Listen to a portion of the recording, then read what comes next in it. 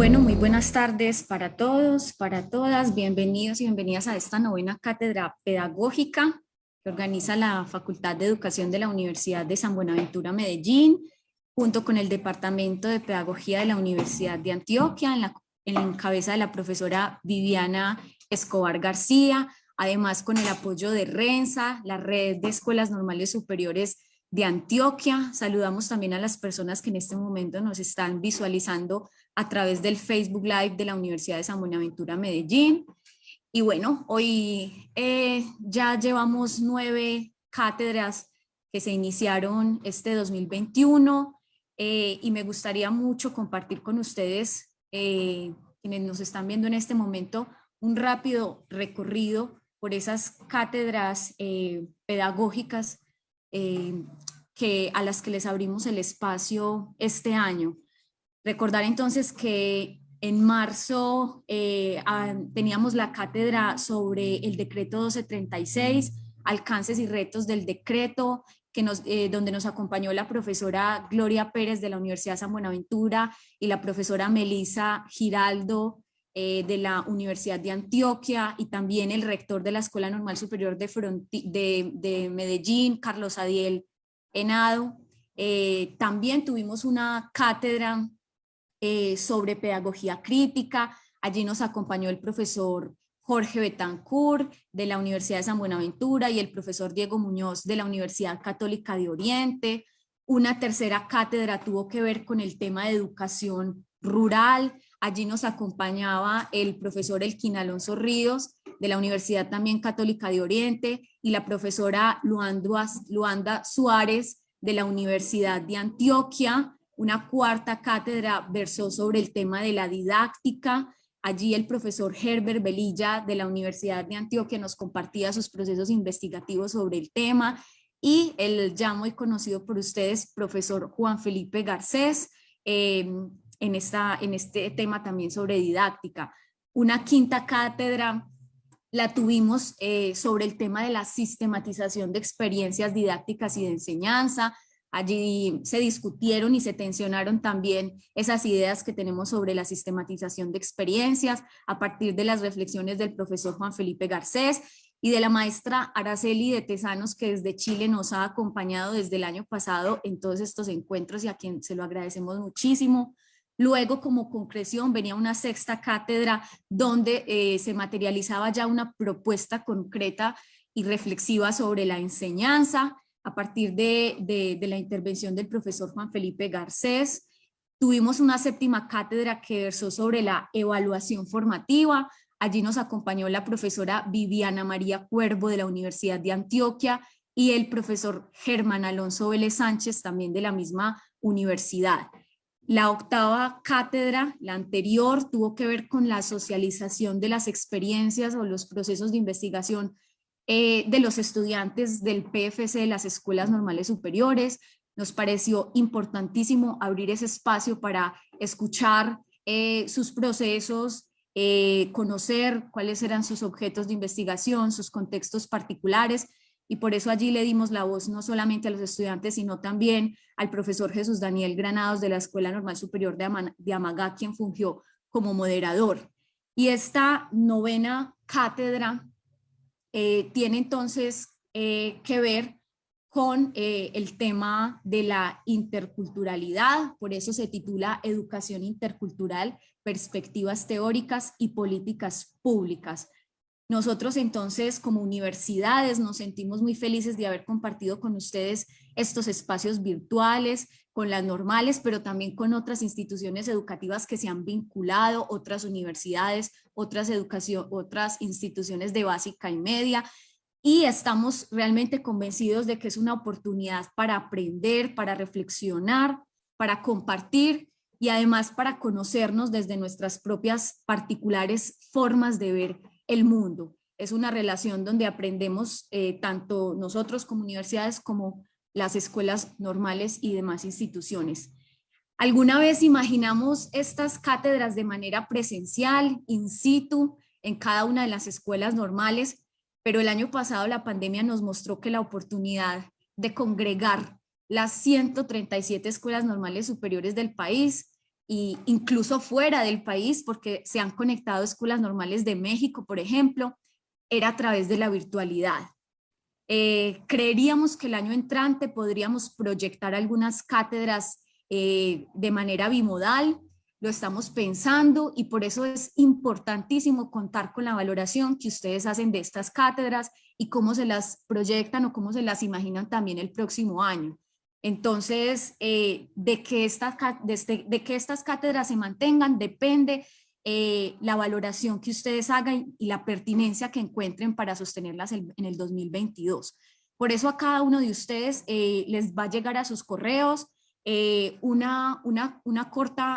corto formulario donde ustedes pueden valorar la propuesta y yo se las estaré compartiendo también a través del chat para que por favor estén muy pendientes, así como mi correo y un enlace donde pueden dejar el de ustedes para que les llegue toda la información sobre las próximas cátedras. Bueno, hoy entonces tenemos el placer de contar con la participación del profesor Alejandro Lizarazo Cordero. Él es licenciado en Biología de la Universidad Distrital. Él es magíster en Enseñanza de las Ciencias Exactas y Naturales de la Universidad Nacional y actualmente es directivo docente de la Secretaría de Educación de Medellín y además pues candidato a doctor en Ciencias de la Educación de la Universidad de San Buenaventura, Medellín. Recuerden entonces que ustedes pueden ir escribiendo sus valoraciones, sus preguntas, sus comentarios a través del chat o después de que el profesor termine su intervención, levantar la mano para que le habilitemos el micrófono y la cámara. Bueno, sin ya más preámbulos, le doy la bienvenida al profesor Alejandro. Profesor Alejandro, tiene usted la palabra y fundamentalmente nos acompañan y nos visualizan desde el Facebook Live las escuelas normales superiores. Bueno, buenas tardes. Laura, muchas gracias por la presentación y bueno, pues en el día de hoy nada más que también empezar agradeciendo a quienes organizan estas cátedras y es a la Universidad San Buenaventura, a la Universidad de Antioquia y a la red de escuelas normales superiores de Antioquia. Eh, eh, para mí el estar participando y poder hablar un poco acerca de lo que yo he venido trabajando o por lo menos investigando o parte de lo que yo he venido investigando, eh, pues lo pone a uno en un reto muy particular y es básicamente poder mostrar un poco, digamos que ese contexto del trabajo que rodea el trabajo que uno hace un poco.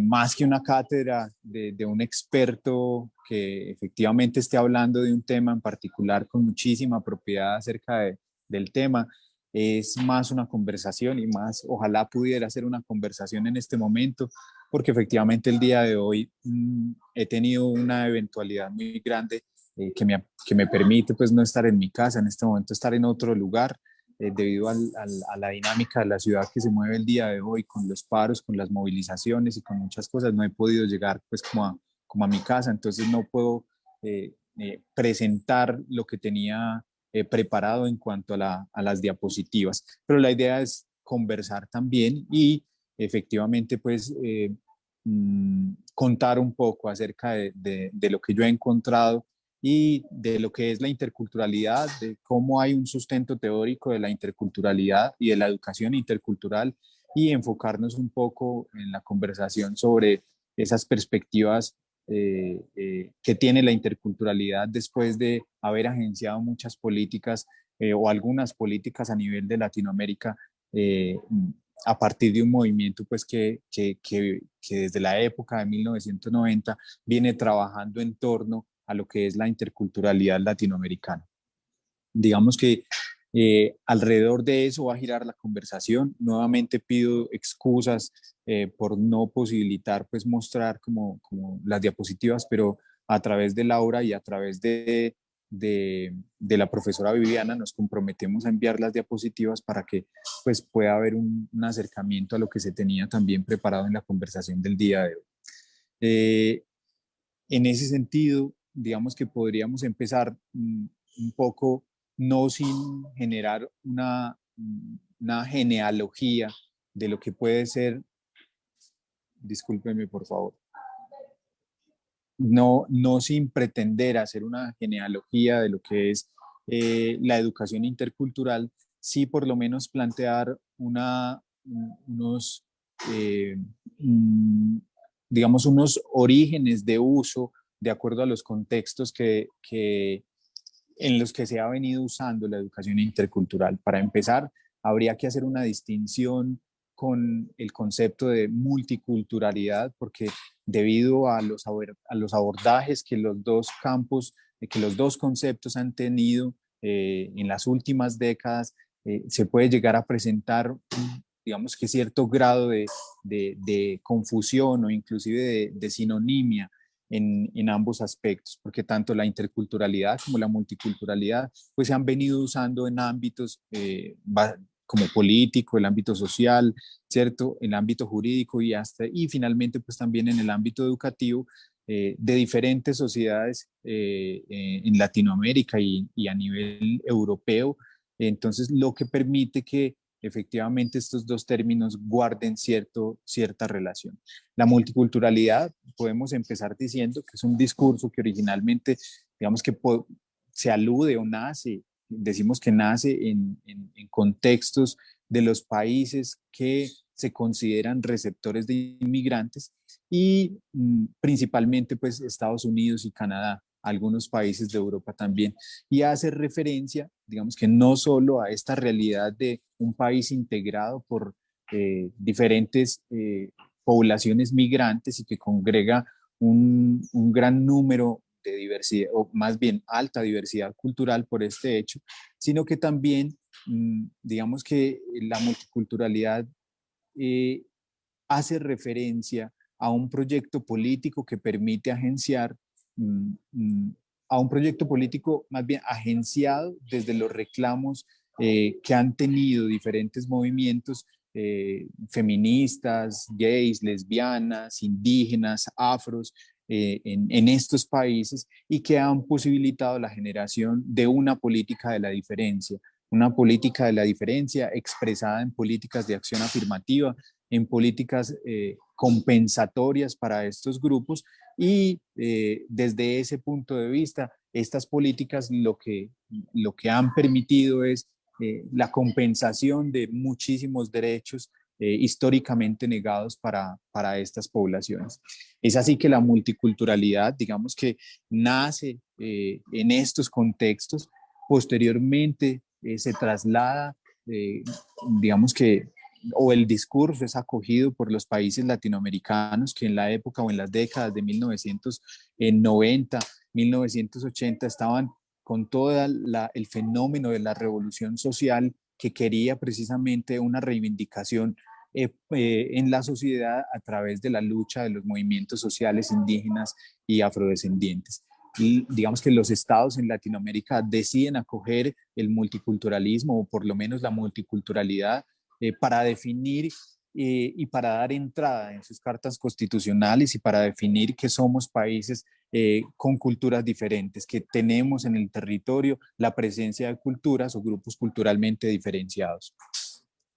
En ese sentido, la multiculturalidad es un concepto que podemos decir que básicamente nos deja ver de facto, de hecho, o alude a la presencia, básicamente, de poblaciones culturalmente diferenciadas en un territorio particular, pero no nos permite eh, pensar cómo se dan esas relaciones al interior de los grupos culturales, cómo se concibe esa interacción entre los grupos culturales, cómo se da esa relación, cómo se dan esas relaciones de poder, las dinámicas de poder que se dan en el relacionamiento. Por lo tanto, digamos que eh, se piensa en otro concepto que es la interculturalidad.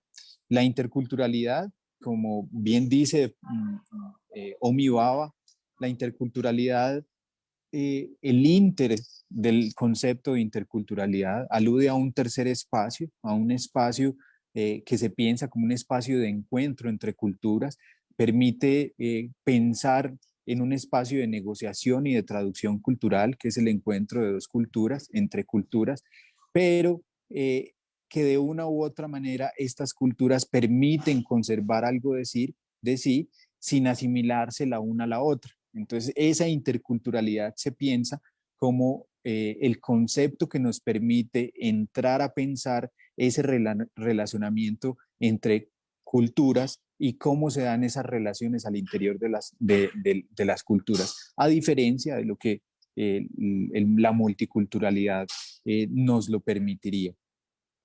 Es así que entonces, cuando pensamos en la educación intercultural y pensamos en los espacios en los que es pensada la educación multi e interculturalidad es pensada precisamente para para dar trámite a las diferencias culturales en los territorios. En el espacio, digamos que encontramos tres tradiciones del discurso intercultural, digamos de manera grande. Uno es la primera tradición, es la tradición anglosajona, que básicamente hace referencia a la interculturalidad, eh, digamos que hace más uso del término multicultural precisamente para abordar la cantidad de presencia de culturas que inmigraron a los países a Estados Unidos y Canadá. Se piensa la educación básicamente para estas poblaciones que muchas procedentes de grupos culturales étnicos, pero que igualmente son autóctonas en la región, o sea, hacen presencia y han hecho presencia a través de generaciones en Estados Unidos y en la región. El asunto, la diferencia, digamos que con los países o con la otra tradición de la educación intercultural, que es la tradición europea, es que también se le da trámite a las poblaciones migrantes, pero con una característica en particular, y es que en Europa, digamos que se piensa la educación para trabajar y asimilar de una u otra manera, permitir la asimilación de los hijos de los migrantes a Europa. Entonces, tenemos dos tradiciones diferentes. Y la otra es la tradición, digamos, latinoamericana, que como ya venía diciendo, es en el espacio latinoamericano, por su parte, la educación intercultural aparece como un discurso propio de los movimientos sociales, especialmente los movimientos indígenas en la década de 1970 hasta la década de 1990, bajo el replanteamiento de las relaciones que tienen los estados con dichas poblaciones, o sea, con los movimientos indígenas y sociales, que sabemos que es una relación histórica de subalternidad, es una relación histórica de negación de derechos, ¿cierto? De asimilacionismo. Entonces, en ese sentido, la interculturalidad entra como un discurso que posibilita la reivindicación también de esos derechos en una época, digamos que tan álgida. Esto genera políticas educativas diferenciadas en los diferentes países de Latinoamérica y lo que permite también es trabajar con minorías en los territorios. Son políticas definidas a trabajar con minorías étnicas, pero que son no como en el espacio europeo, que son minorías étnicas pero migrantes, ¿no? Aquí son minorías étnicas autóctonas, son poblaciones ancestrales que han vivido todo el tiempo en el territorio y que están haciendo una reivindicación de sus derechos para la valoración y la pervivencia de sus culturas. En ese sentido, digamos que hay unas diferencias muy grandes entre lo que sería la educación o la educación pensada para estas minorías o la educación intercultural pensada en Europa y la educación intercultural pensada en Latinoamérica.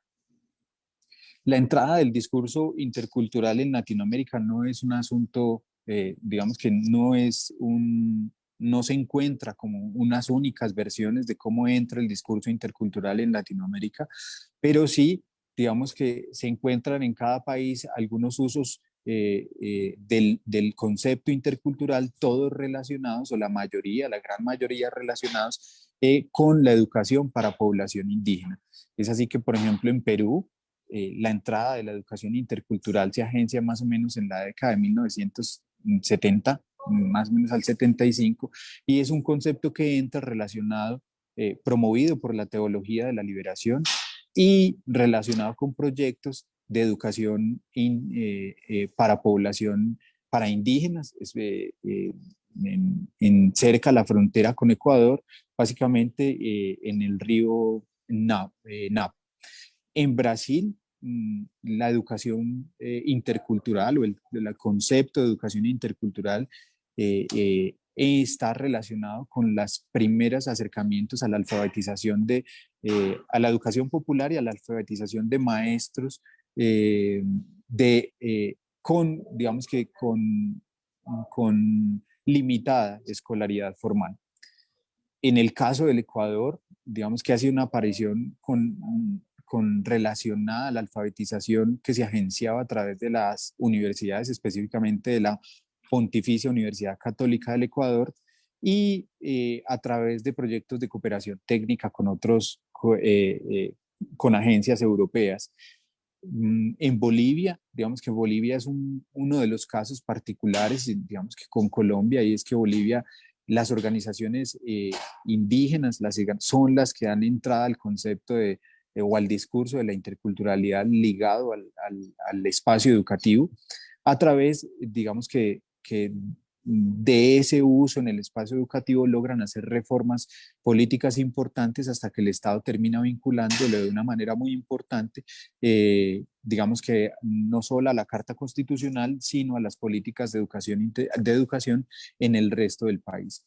En Colombia, la entrada del discurso intercultural o de la interculturalidad, también ligado necesariamente o siempre ligado al contexto educativo y específicamente a las experiencias que se realizaban o que realizaban las organizaciones indígenas, en este caso el Consejo Regional Indígena del Cauca, mmm, con experiencias de educación bilingüe intercultural y con experiencias inclusive de educación propia, que venían agenciándose desde la década de 1970 con el propósito también de recuperar y de la reivindicación y hacer reclamos hacia el Estado colombiano por una educación culturalmente pertinente que permitiera también el rescate de esas formas particulares y propias de cada uno de los pueblos indígenas y que permitieran, pues, entre otras cosas, el derecho a una autonomía, el derecho a diseñar sus propios modelos educativos, a dirigirlos, a evaluarlos. Entonces, digamos que ese es el contexto por el cual podemos hablar que en Latinoamérica entra el discurso de la interculturalidad. En México, de igual manera, son los movimientos indígenas los que permiten la entrada de este discurso. Cuando nos acercamos entonces a lo que significa la interculturalidad en el entorno latinoamericano, debido a todo el movimiento de lucha indígena en la época de 1980-1990, acompañado también de la gestión de muchísimos académicos, el discurso de la interculturalidad se posiciona con una característica particular, y es el establecimiento digamos, de unas relaciones diferentes a las que tradicionalmente se habían agenciado desde el Estado históricamente, de esas relaciones, cambiar esas relaciones verticales en donde el Estado veía a las minorías precisamente como esas minorías subalternizadas a las que había que precisamente de una u otra manera educar, agenciar, civilizar, ¿cierto? Una mirada que hasta hoy tenemos por esa herencia colonial que todavía, pues que nos ha dejado todo el colonialismo.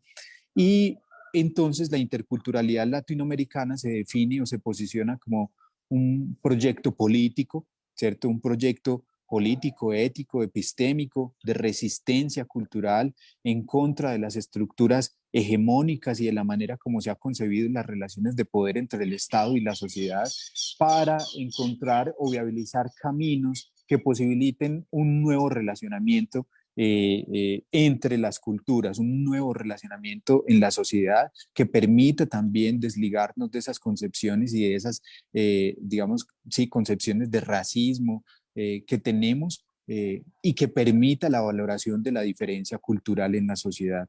Es así que, digamos que en ese contexto podemos decir que hay una característica importante en la educación intercultural y es la decolonialidad o la descolonización precisamente de esas estructuras hegemónicas, la descolonización de la sociedad, de esa herencia colonial.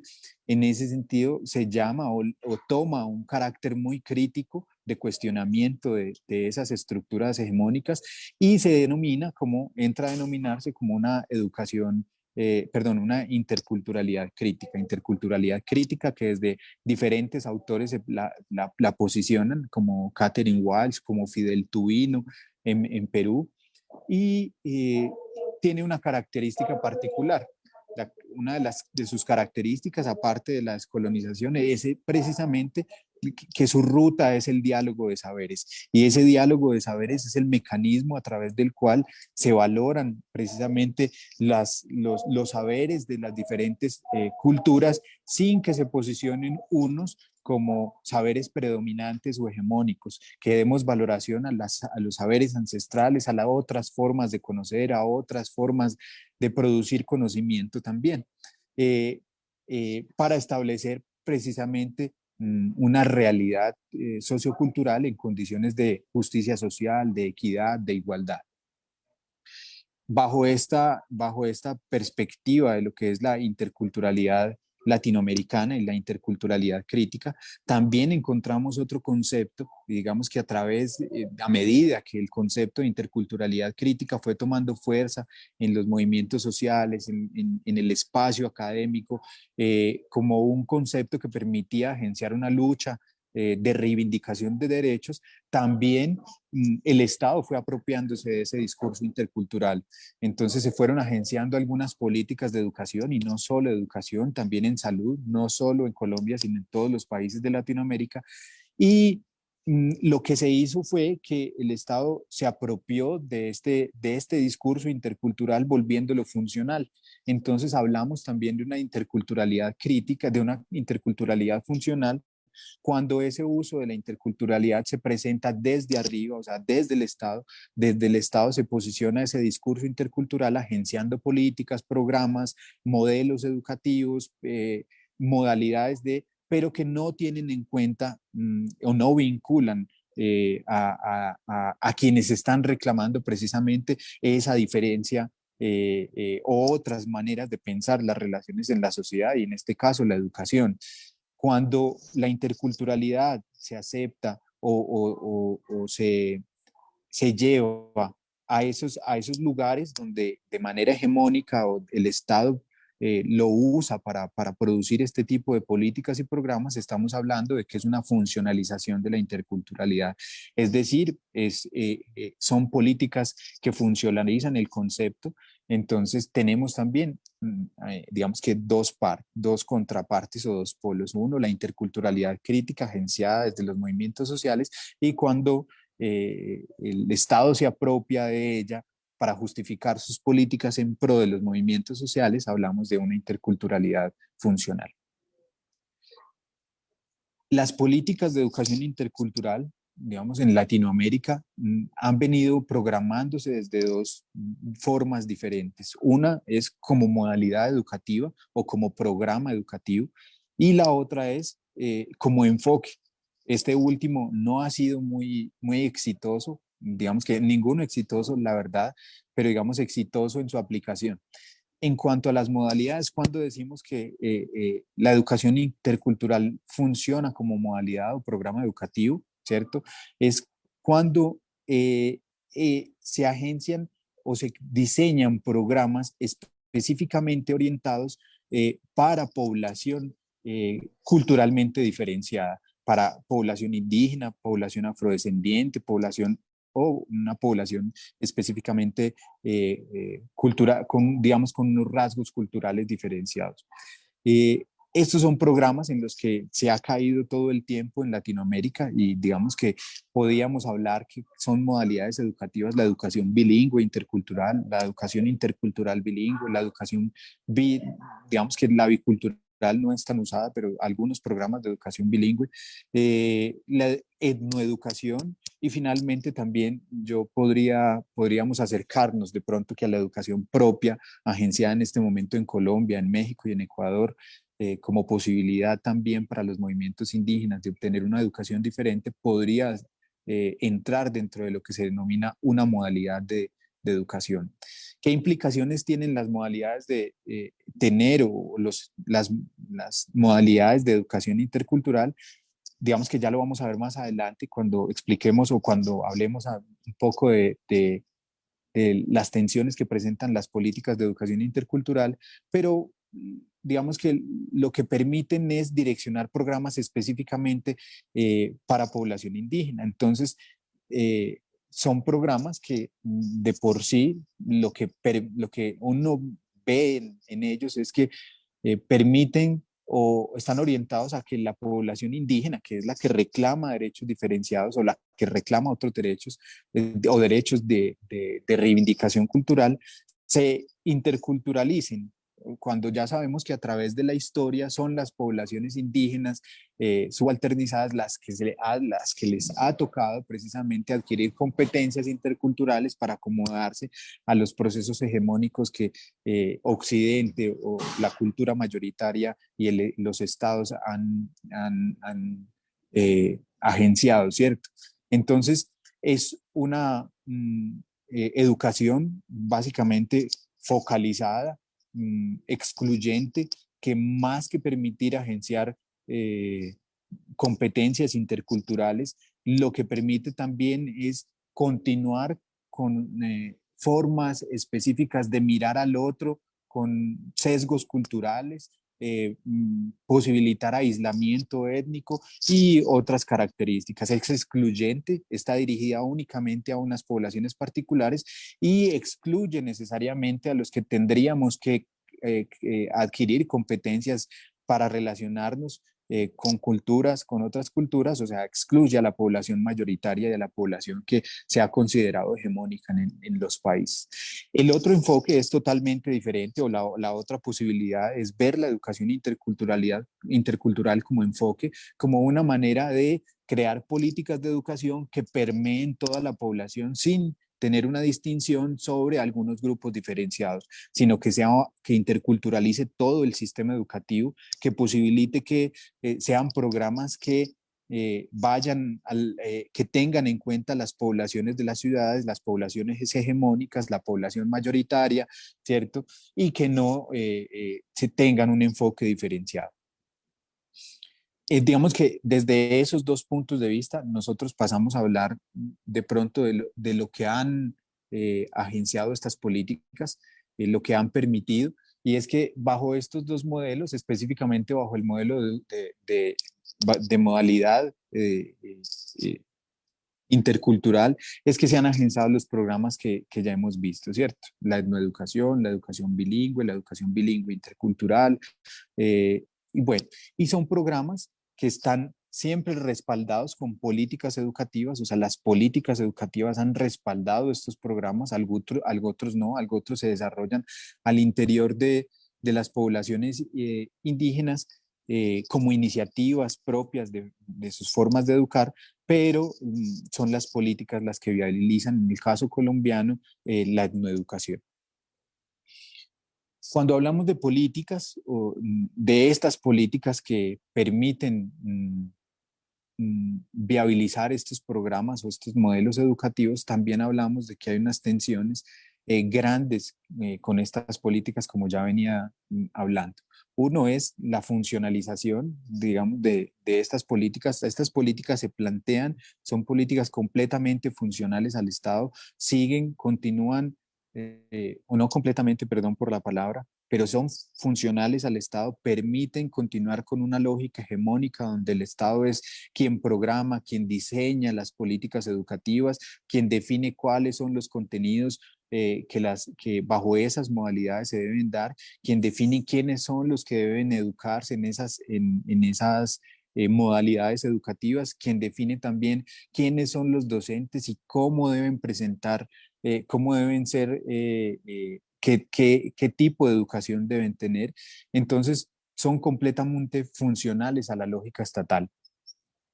Hay una, digamos, las políticas educativas interculturales se han presentado como, digamos que han hecho de ellas una ruralización de la agenda intercultural. O sea, son políticas que se presentan como políticas para zonas geográficas rurales con presencia de grupos étnicos, pero muy pocas veces son programas agenciados en las ciudades en donde también hay población indígena y donde también debería pensarse para la población mayoritaria, como decimos aquí en Colombia. De hecho, cuando miramos los ejemplos colombianos, por ejemplo, estamos hablando de que inclusive el concurso docente que presentamos nosotros para entrar a ser funcionarios del Estado como docentes está dividido entre precisamente concursos diferenciados y que permiten también que algunos docentes únicamente se presenten para diferentes zonas de acuerdo digamos, a su procedencia de origen, ¿cierto? Entonces hay una especie de ruralización de esas políticas. También son políticas planteadas como políticas compensatorias o políticas de discriminación positiva, eh, porque precisamente se focalizan únicamente en poblaciones que reclaman unos derechos que históricamente han sido negados. El objetivo de las políticas compensatorias, digamos que es programar políticas precisamente para poblaciones donde sus derechos, como dije, históricamente han sido negados, que compensen precisamente esa situación histórica de negación de derechos, pero que se deben pensar como políticas temporales. Se supone que cuando las poblaciones lleguen a superar, digamos, eh, esa diferencia o ese desnivel, digámoslo así, de compensación que han tenido con la población mayoritaria, son políticas que deben quitarse. Estas políticas se plantean como políticas de discriminación positiva y lo que permiten es estigmatizar a la población, reducir a la población a unos estereotipos particulares y en ese sentido, pues digamos que hay otro problema. Hay un reduccionismo epistémico al permitir que la educación intercultural únicamente se vea como población dirigida a población indígena, eh, porque se entiende o se permite ver, se permite o se muestra que haya o se permite identificar que hay una relación entre lo intercultural con lo minoritario. Es decir, que los interculturales son los portadores de la diferencia cultural dentro de los territorios, cuando pues digamos que no debe ser de esa manera. En ese caso, digamos que en ese caso no, seguimos con el asunto de las políticas. Las políticas también permiten un aislamiento étnico. Estos programas focalizados únicamente para poblaciones étnicas permiten que los estudiantes educados en estas modalidades de educación, cuando no comparten, cuando no conviven con otros grupos culturales diferenciados, también generan dificultades en el aprendizaje de competencias que les permita posteriormente interactuar en otros espacios culturales y que posibiliten también el vivir otros ámbitos de la vida nacional, ¿cierto? Como también hacer posible que de una manera mayor integren las universidades, accedan a los programas de educación superior. Entonces, estas políticas permiten también ese poco grado de interacción y relacionamiento que permitirían también otro tipo de competencias. El, el, en este sentido, las políticas de educación intercultural se verían más con un enfoque multicultural que lo que permite es políticas diferenciadas con el objetivo de integrar a poblaciones, digamos, a una cultura nacional y no con un enfoque intercultural en donde permitan también el relacionamiento entre culturas en condiciones pues, de igualdad. Entonces son modalidades educativas que presentan, digamos que estas características. Cuando miramos lo que les quería presentar también era la posibilidad de mirar la etnoeducación como política educativa intercultural oficial en Colombia, ¿cierto?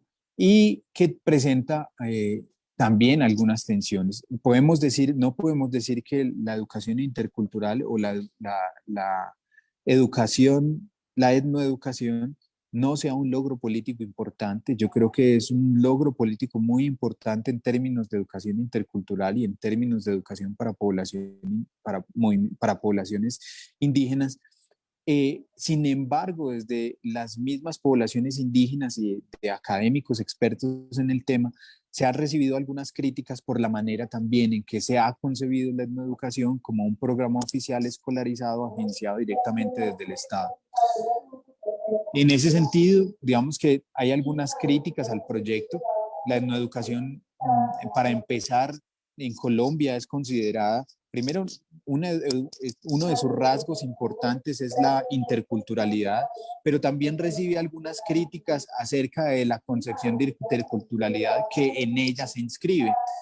Y es que bajo los principios de la etnoeducación se inscribe la etnoeducación como un diálogo de saberes entre las culturas, pero algunos académicos en el tema plantean que más que un diálogo para que haya competencias interculturales se necesita del encuentro entre los individuos que tienen culturas diferentes. De lo contrario, nosotros no desarrollamos ese tipo de competencias y es un cuestionamiento pues como válido que nosotros también evidenciamos en muchos casos en los colegios oficiales cuando tenemos estudiantes procedentes de diferentes regiones que no necesariamente tienen que ser de procedencia o de origen indígena, pero sí de contextos culturales diferenciados y cuando los tenemos en los colegios vemos que hay algunas competencias que se necesita de ese encuentro para que efectivamente los estudiantes empiecen a tener un nivel de relación y comprendan precisamente esos sean sensibles y comprendan precisamente las otras culturas, ¿cierto? También, digamos que la interculturalidad vista desde ese punto de vista pierde su carácter crítico también. Y digamos que hay una cosa que el concepto de interculturalidad es muy interesante en ese sentido, es que permite ver una dimensión dinámica de la cultura porque al permitirnos ver la interculturalidad como la posibilidad de encuentro y valoración, eh, eh, por lo menos en condiciones de igualdad entre las culturas, estamos posibilitando también que en ese encuentro nosotros, ¿cierto? Culturalmente, digamos, también, digamos que cambiemos. Nuestra subjetividad también cambia, nuestras maneras de ver al otro cambian, nuestros precisamente los procesos de identificación también se reafirman. Entonces, eh, permitir ese encuentro cultural entre los estudiantes es también encontrarse con que es una dinámica diferente de lo que nosotros percibimos como una noción estática de cultura. Ese sería un aspecto importante. Otro aspecto importante, digamos que los movimientos también critican a la educación intercultural como modalidad, y es que fue una política creada desde arriba, agenciada directamente desde el Estado, con poca participación de los movimientos indígenas, únicamente fueron consultados, pero no fueron eh, digamos que participantes activos de la construcción de la política y eso dejó dentro de la política una marca oficial muy particular y es básicamente que la educación intercultural agenciada por el Estado pues limita la autonomía de los pueblos indígenas para poder diseñar sus propios modelos. Entonces es una educación que todavía se centraliza en las secretarías de educación, se centraliza en el Ministerio de Educación y todavía son ellos quienes definen en qué tipo de contenidos en la educación se deben dar. De pronto, qué tipo de maestros son los que tienen que posibilitar la educación para poblaciones indígenas y no permite la contratación de los maestros por parte pues de, los, de las experiencias de educación en los territorios. No hay posibilidad de contratación de maestros. Es una política que tiene, cuando uno la lee, tiene los mismos fines y principios que la educación para población mayoritaria. No tiene, no se distancia de esas formas, y también los estudiantes que en ellas se educan son evaluados de la misma manera, con exámenes estandarizados, como si efectivamente precisamente no tuvieran y es lo que reclaman las poblaciones indígenas, eh, eh, eh, esas lógicas diferentes que hay de entender el mundo bajo otro tipo de culturas. Es un modelo escolarizado, mm, sigue siendo un modelo escolarizado, y un modelo escolarizado que por los movimientos indígenas ha sido altamente criticado, ya que la escuela es el espacio en el que los movimientos indígenas han visto la destrucción de su cultura. eh, entonces, sigue siendo un modelo oficial escolarizado. Digamos que para terminar un poco, digamos, esta de parte mío, como la conversación, aunque no ha sido una conversación, pero los invito a que ahora pues conversemos sobre el asunto, si hay preguntas se puedan enunciar, y es esas diferencias de la educación multicultural con la educación intercultural. ¿Cierto? La educación intercultural se percibe más como un espacio de aula escolarizado, vinculado básicamente a prácticas en donde se muestran y se ejemplifican y digamos que se piensan la educación para grupos minoritarios incluidos en un espacio escolarizado. En contraposición, la educación intercultural educa para el conocimiento y la comprensión y el respeto de la diversidad cultural y social. Eh, Reconocen la educación multicultural, aunque se reconocen la igualdad y los derechos de las poblaciones étnicas. En la educación intercultural es un proyecto de intercambio, como ya decía, de intercambio de saberes y de solidaridad con el otro. En la educación multicultural se contribuye a definir pues, la propia identidad y cultural eh, de los otros. La educación intercultural permite una educación, esa autoidentificación permite una educación universal. Eh, la educación multicultural promueve ese pluralismo cultural y está bien, pero la educación intercultural permite superar la manera de ver, de reconocer la existencia de diferentes culturas para pasar, ¿cierto?, digamos, a una valoración de las mismas desde la coexistencia con el otro. Entonces, mmm, quedan digamos que muchas cosas que se me quedan por fuera. Lamento de verdad profundamente no tener pues como las diapositivas, porque de una u otra manera son una guía para mí en el ir pasando como en el discurso. Y hay que pensar también que para qué hablamos de educación intercultural ahora, ¿cierto? Pareciera que esto es eh, un discurso que viene desde hace mucho tiempo y que no ha tenido, digamos que los efectos políticos, educativos que debería tener, con la fuerza que debería tener, pero nosotros debemos empezar a pensar una educación intercultural que cobije unas poblaciones que están siendo desatendidas, que miremos también una educación intercultural más pensada más como enfoque que como modalidad, que permita que nosotros veamos en el aula, en las ciudades, la diversidad y crear formas precisamente para atender esa diversidad, no viéndola básicamente como culturas estáticas que proceden de ciertas regiones, sino que somos capaces de convivir con los otros en estos contextos culturales con ejercicios de valoración importante. Yo creo que mm, hasta aquí podría hablar en este momento, y si tienen alguna pregunta, pues estoy dispuesto pues como a conversar. Laura, muchas gracias. Muchas gracias a usted, profesor Alejandro, por esa ponencia tan limpia, tan coherente. Creo que no hicieron falta las diapositivas. Eso lo valoramos muchísimo, que usted haya podido expresarse de una manera tan clara y sobre todo tan crítica, porque lo que nos interesa a nosotros con estas cátedras no es repetir el discurso que de alguna manera nos domestica, ¿cierto? Porque la crítica también se puede domesticar, sino posicionarnos de una manera crítica y tensionar conceptos.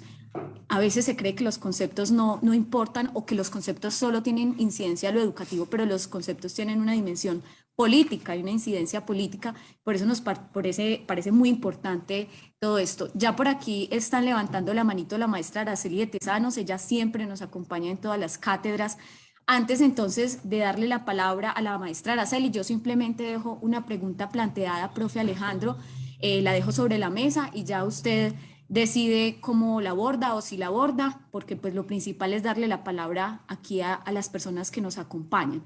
A propósito de todos esos conceptos que usted menciona, que fueron como básicamente 2 o 3, ¿cierto?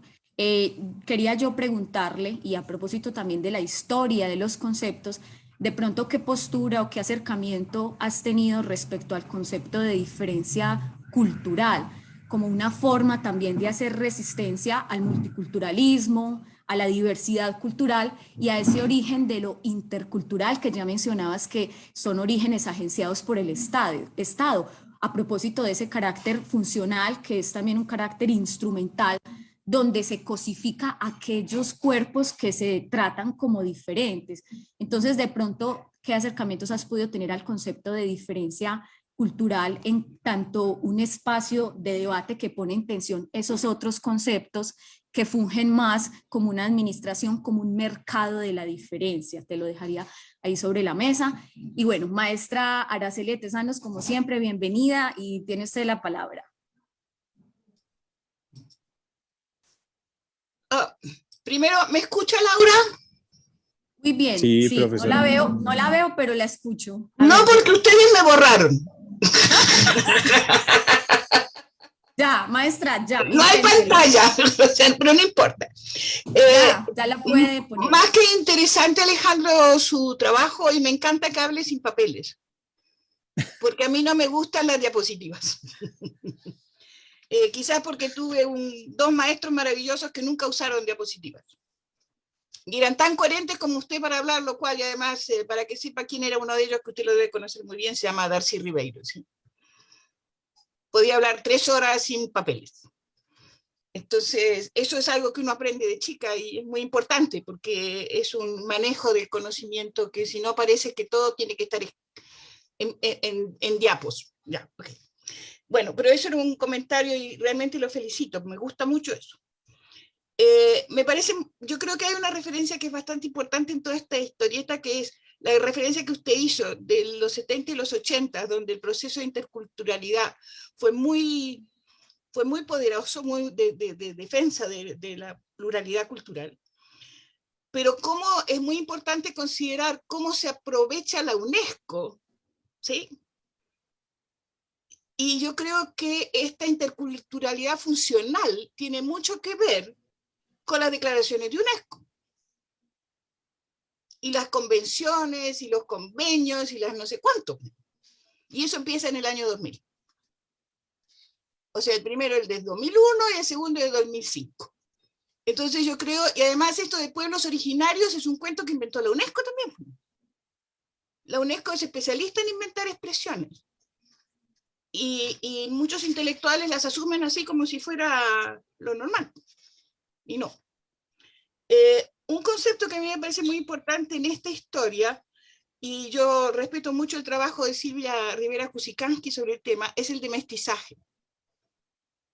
Porque cuando se habla de interculturalidad y de multiculturalidad, se habla muy poco de mestizaje.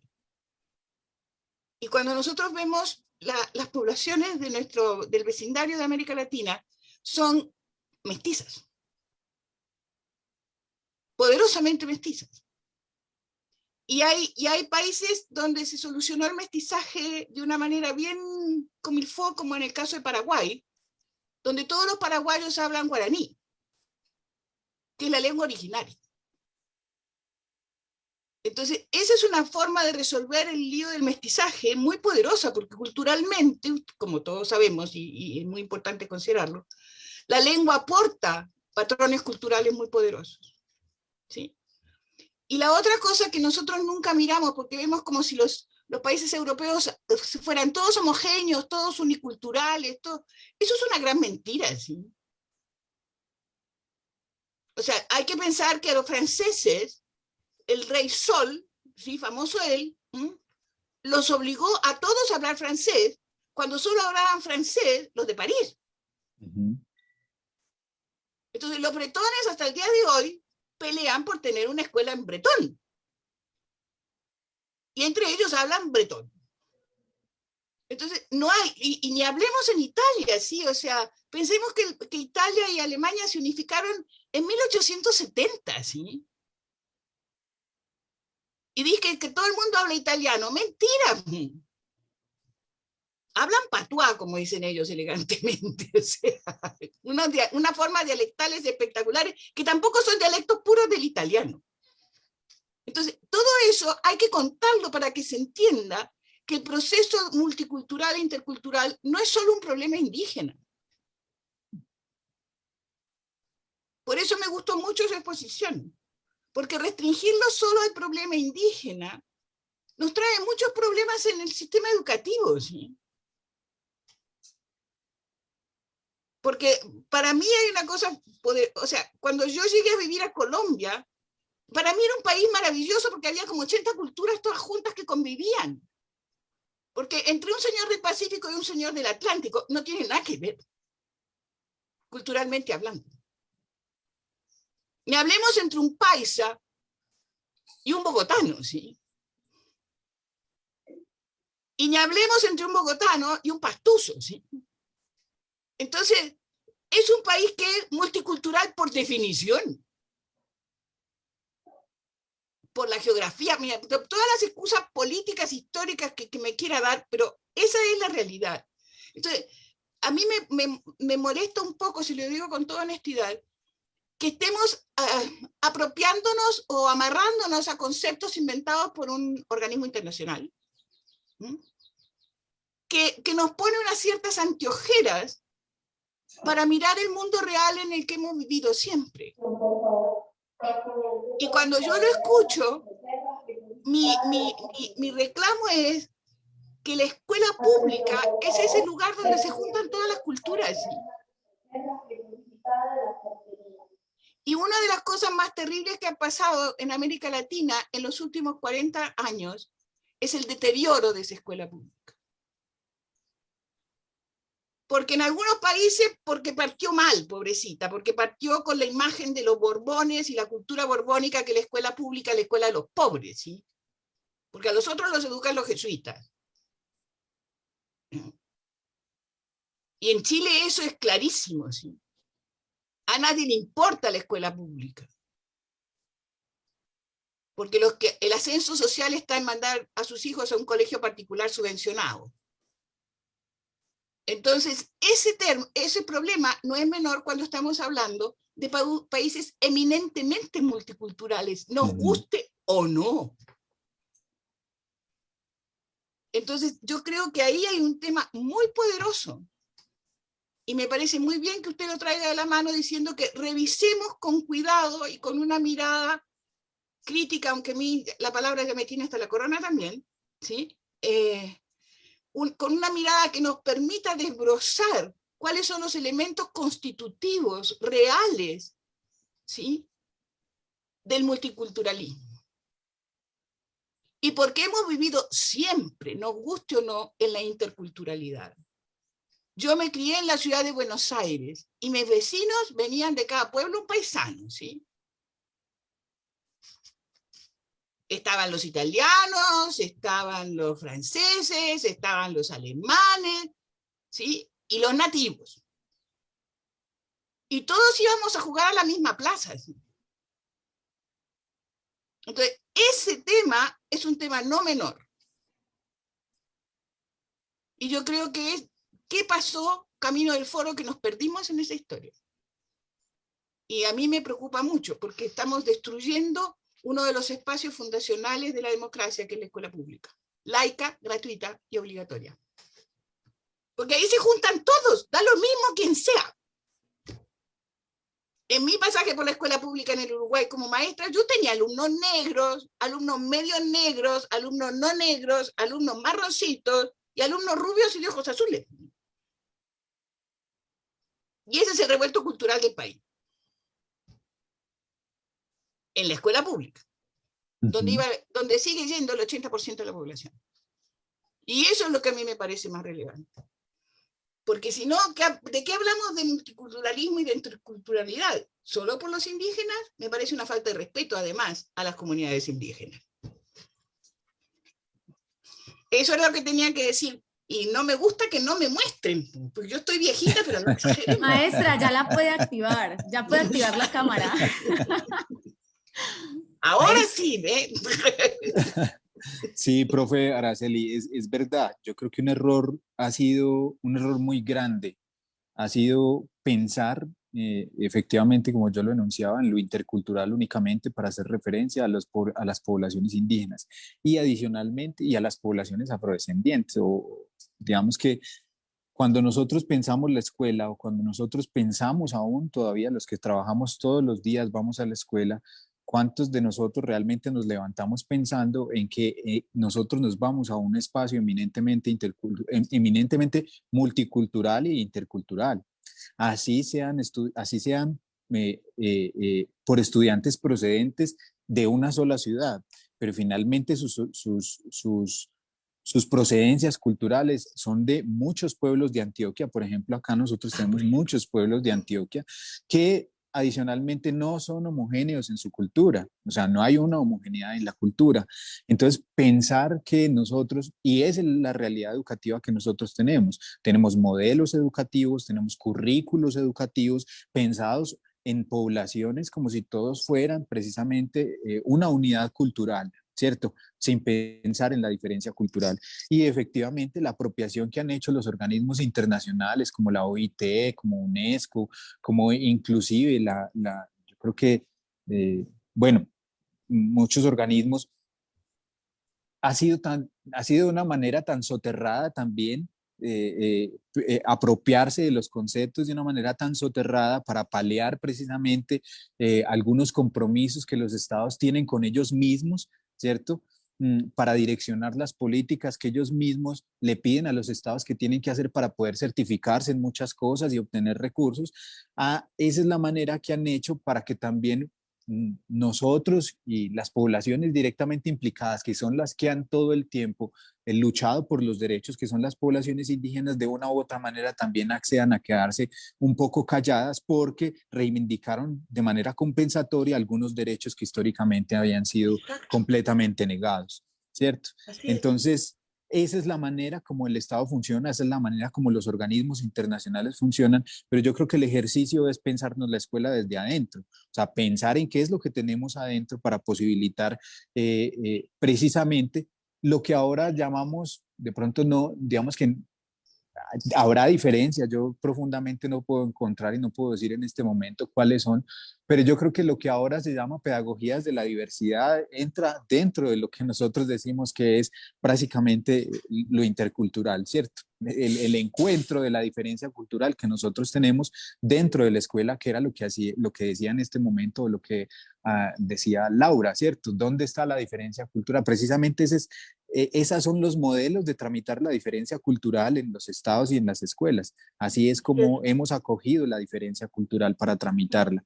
Y posteriormente, pues unificarla, porque así nosotros ahora tengamos discursos de reivindicación de derechos, de reivindicación de derechos, nosotros continuamos siendo casi que por herencia y por lo que el Estado es y los currículos y donde se agencian y donde se piensa el modelo educativo, nosotros seguimos pensando en que somos una sociedad unificada bajo una sola cultura, homogenizante, o que somos monoculturales y seguimos creyéndonos el cuento de que nosotros somos blanquitos y que entonces todos somos iguales y que no tenemos, yo por ejemplo, a mí me cuestiono mucho y yo lo cuento pues como anecdótico, cuando yo vine de mi pueblo, yo soy de Boyacá, de un pueblo de Boyacá cerca a la Sierra Nevada del Cocuy, cerca de la Sierra Nevada del Cocuy. Y cuando fui a estudiar a Bogotá, a la universidad, para mí fue un choque cultural supremamente grande, grandísimo. Fue encontrarme con otras formas de ver el mundo que yo no concebía, al punto de querer devolverme para mi pueblo y quedarme allá para siempre, ¿cierto? Entonces ahí es donde dice, ¿dónde está la escuela pensada para posibilitar ese tipo de relacionamiento en donde nos volvamos sensibles con el otro y entendamos que somos los mismos, pero que valoramos las diferencias culturales, ¿cierto? Claro. No, es que eso que acaba de decir es muy importante, porque como yo he tenido una vida un tanto trashumante desde que nací, entonces para mí esto de escuchar castellanos distintos, que no es menor. Cuando uno nace en Montevideo pero se cría en Buenos Aires, está metida en dos castellanos diferentes, porque no se habla de la misma manera, aunque esté el Río de la Plata entre medio nomás. No es lo mismo. Ni hablemos con un cordobés, ni hablemos con un tipo del norte. En Chile, entre el castellano del norte y el sur hay montañas de variaciones. Y en Colombia ni hablemos. Entonces, ¿cuál es este cuento de que somos homogéneos? Jamás. Entonces, la escuela, justamente, yo estoy totalmente de acuerdo con usted. O sea, en la escuela el espacio donde tenemos que reconocernos todos distintos y todos iguales. Porque somos iguales en los derechos y distintos en nuestro modo de proceder. Y todos los modos de proceder son válidos, para usar una expresión muy jesuita, ¿sí? Que tiene que ver con un estar en el mundo de manera distinta. Entonces, el gran reto de las escuelas normales, que en el lío en que estamos metidos, es cómo se forman maestros que sean capaces de entender que no somos homogéneos. Que los nenes que tiene delante son todos distintos, con los mismos derechos, todos. Ese es el gran reto de la escuela hoy, ni más ni menos. Y el gran reto de la formación docente también, porque no estamos preparando a los maestros para eso. Estamos preparando a los maestros para ser críticos, como decía Laura, ¿sí? Pero críticos de nombre. Pero no para ser realmente consecuentes con el respeto a la diferencia. Y eso para mí es esencial. Yo le agradezco infinitamente, no sabe lo contenta que estoy de haberme colgado de esta cuestión. Sí. No, profesora, a usted. Muchas veces me pasa, pero hoy estoy en... Genial. Gracias, maestra. Es que yo cuando hablo de lo crítico, por lo menos yo siempre pienso es en Herbart. Herbart dice que lo crítico, o por lo menos que lo dado, es todo aquello que se nos presenta como imposición en el ámbito del conocimiento. Entonces yo entiendo la crítica como el cuestionamiento, la desconfianza y la interpelación de todo aquello que se nos presenta como dado. Y lo dado no es solamente lo que nos implica una judicialización, una multa, una pena, o sea, lo explícitamente obligatorio. Lo dado también son los sobreentendidos a propósito de los conceptos. Entonces, yo siempre pienso es como en él, pero también es verdad que la crítica en las instituciones educativas se ha domesticado. Todo el mundo tiene que ser crítico, si no, no se reacredita o si no, no sigue funcionando la institución educativa. Entonces, por muy católica que sea, X institución tiene que decir que es crítica. Entonces, bueno, profesor Alejandro, tenemos por lo menos aquí en las personas que he leído en el chat, tenemos a la normal de Chocó, Manuel Cañizales, tenemos a Magá y tenemos a Genoveva Díaz de San Jerónimo, a quienes les agradecemos muchísimo haberse conectado, sobre todo en esta época del año tan compleja. No sé si hayan más, nos escriben si hay más normales para saludarlas también, y sé que también han estado aquí otras universidades, está la Universidad Luis Amigó, también la Universidad de Antioquia, por supuesto, la sala está llena de la Universidad de Antioquia. Nos dice Jorge, podemos hablar de interculturalidad en el ámbito religioso, y nos dice que valora mucho su compartir entre lo que significa multiculturalidad, interculturalidad, y cómo esto llega o se instaura en la escuela, ¿cierto? En el escenario educativo. A Yarumal, también estamos con la normal de Yarumal. Entonces, bueno, profe Alejandro, usted pues decide. Ahí sí, ahí sí me ponen en un aprieto muy grande, porque digamos que pensar, o sea, digamos que en el asunto religioso mm, mm, más bien, pensar la diversidad también, pensaría yo, la diversidad cultural también es pensar el asunto de las creencias. O sea, pensar que dentro de las diversidades también está la diversidad de creer en lo que yo quiera creer, o sea, el asunto confesional también es un asunto de pensar la diversidad. Por lo tanto, también es un asunto que atañe a la interculturalidad para mí, ¿cierto? Como atañe también el asunto de pensar la diversidad desde el género, desde mm, digamos, las procedencias particulares de cada una de las regiones, los gustos que cada una persona o las identificaciones que una persona tenga, eso hace parte de la diversidad y por lo tanto condiciona la manera como yo me relaciono con los otros. De igual manera, el asunto de la creencia, el asunto de lo confesional, de en qué yo creo, eso también genera de una u otra manera, me condiciona en la manera que yo me relaciono con los otros. Y en ese sentido, efectivamente cabe dentro de lo que es la interculturalidad. Claro. Gracias, profe Alejandro. ¿Puedo agregarle algo, Alejandro, sobre las creencias religiosas que me parece muy relevante? Claro que sí, profe.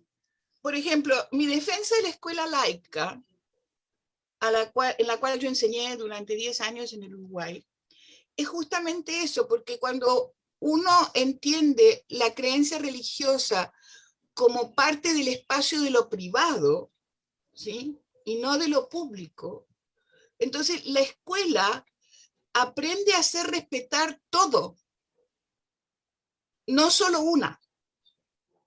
Porque si la escuela enseña solo una religión, las otras no existen. Tal es así que hay escuelas en Chile públicas donde se enseña religión católica, donde los niños judíos no van a clase, juegan al fútbol en el patio. Entonces yo creo que el tema de las creencias religiosas, que son muy relevantes, y cada uno de nosotros tenemos las nuestras, ¿sí? O no las tenemos, me da lo mismo, pero es algo que es inherente a cada uno. Yo no hablo públicamente nunca de mi creencia religiosa, porque creo que es un espacio de privacidad muy relevante. Y porque además esa creencia religiosa, cuando se hace pública, ¿sí? Significa también que uno expone al control público la coherencia entre su creencia religiosa y sus prácticas de vida. El actuar. Exacto, y sus prácticas de vida. Entonces es muy importante lo que usted está diciendo. Todas las creencias religiosas tienen su lugar en el mundo, o sea, a mí no me importa, pero es un problema de cada uno, ¿sí? Es lo mismo que cuando la gente no entiende lo que es la escuela laica, de la escuela laica salen por la puerta la religión y las ideologías políticas, las dos, para afuera. Para formar ciudadanos críticos, Laura. Ciudadanos que sepan dónde están parados, porque escuchan todas las posiciones posibles para que ellos decidan por su cuenta. Esa es la escuela laica. El resto es otra historia. Muchas gracias. Claro, y hablar de interculturalidades, como dice la profe, o sea, no podemos desligar un aspecto tan importante de la subjetividad de nosotros como es precisamente eso, ¿cierto? ¿En qué creemos? Y porque eso condiciona la manera como nosotros actuamos y vemos el mundo, leemos el mundo además. Entonces, eso hace parte de la valoración que nosotros hacemos cuando nos acercamos en las relaciones con los demás y atañe necesariamente a lo interculturalidad, a lo intercultural también. Absolutamente. Bueno, no sé quién más se nos anima a hacer un comentario, una valoración o una pregunta al profe Alejandro. Alzar la manito, yo le habilito la cámara y el micrófono, o por el chat también.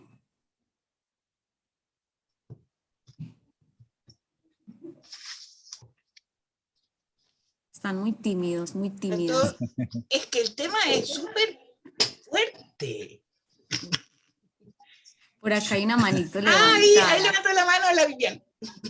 La Viviana, por favor. La chilenidad, la chilenidad. Profesora Araceli, ¿cómo está? Bien, querida. Me encanta verla, Alejandro, hola.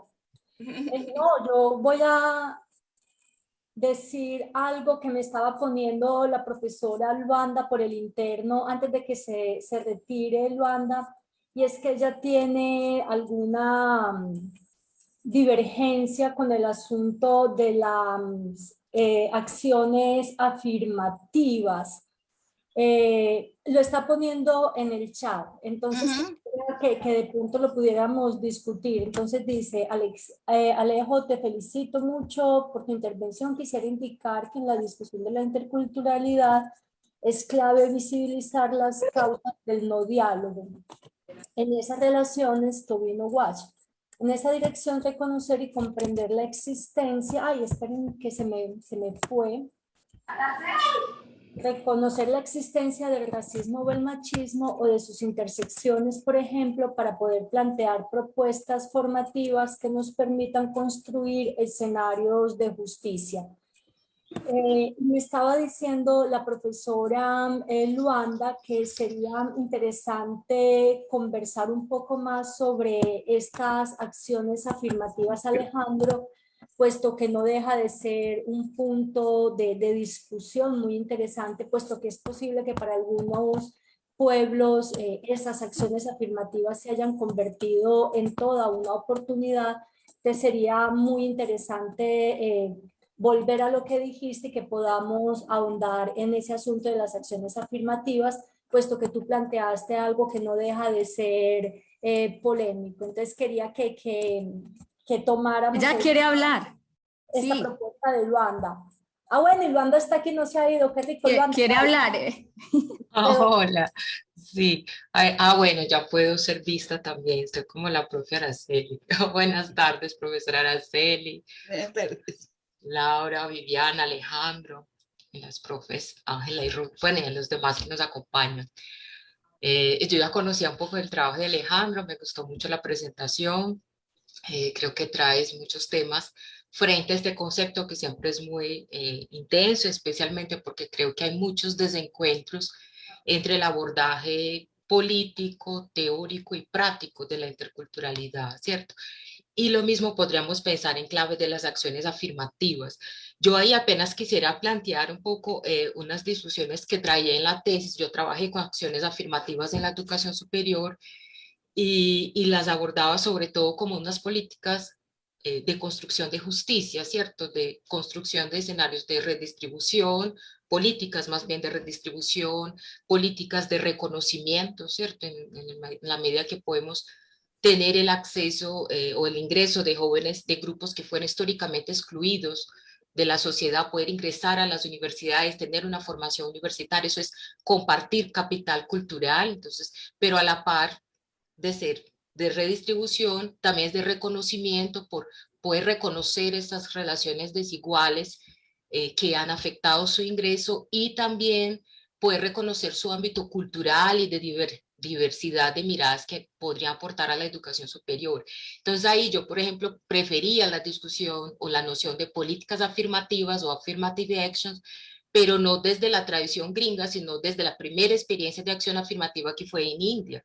Entonces yo creo que también las discusiones de acción afirmativa a veces por la misma colonialidad de la discusión, vamos solo a la experiencia gringa, que tiene sus avances, pero realmente es muy capitalista y de poca transformación, y dejamos de ver las experiencias en India e incluso en América Latina. Entonces, en Brasil, y te voy a plantear la experiencia de allá, buscamos no trabajar con la noción de discriminación positiva, que en la literatura viene mucho de la vertiente francesa, que tiene un abordaje muy discriminatorio de la interculturalidad, yo no aconsejo a seguirlo.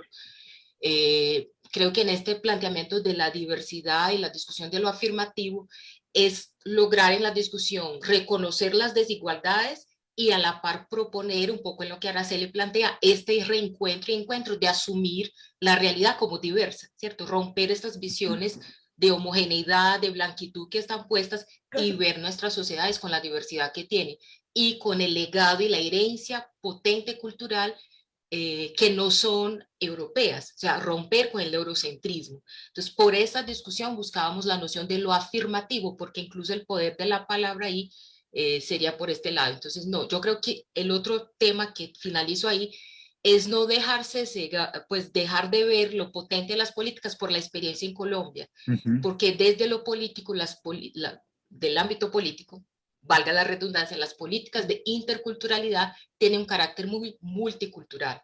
Y eso creo que es el análisis que tú tendrás que decir, no hablar que sea malo la política afirmativa, no, porque tiene que ver con la mirada del país, que es la apropiación que planteaba usted de Araceli. O sea, ustedes plantean muy bien, hay una apropiación, una tergiversación del objetivo de las políticas que termina por generar más fronteras que diálogo. O sea, es un problema de cómo nos apropiamos de la política. Muchísimas gracias porque ha sido un espacio muy rico de conversación, profe, y valorar este tema. Porque también gracias, Luanda, genial. Un gusto reverla, profe. Es importante. Sí, profe, no, tiene toda la razón. Sí, el acercamiento que de pronto Colombia ha tenido y de pronto el acercamiento que yo he hecho a la literatura es un acercamiento de cómo las modalidades de educación intercultural son planteadas como políticas de acción afirmativa, más bien como políticas compensatorias, que está muy bien porque es la manera también de reivindicar precisamente los derechos históricamente negados, y las experiencias precisamente no tienen que ser las mismas. Y no, entendiendo pues también cómo en Brasil también, que han sido muy fuertes las políticas de acción afirmativa, y no sé específicamente, me imagino, pero digamos que la aclaración o lo que se hacía yo, lo que intentaba decir era que precisamente bajo las modalidades bajo la modalidad de educación también planteada, o las modalidades de educación intercultural planteadas como políticas de educación, de acción afirmativa, lo que permiten también es focalizar unos esfuerzos directamente hacia unas poblaciones focalizadas, que lo que llevaban era a lo otro que nosotros comentábamos, ¿cierto? O lo que yo básicamente comentaba.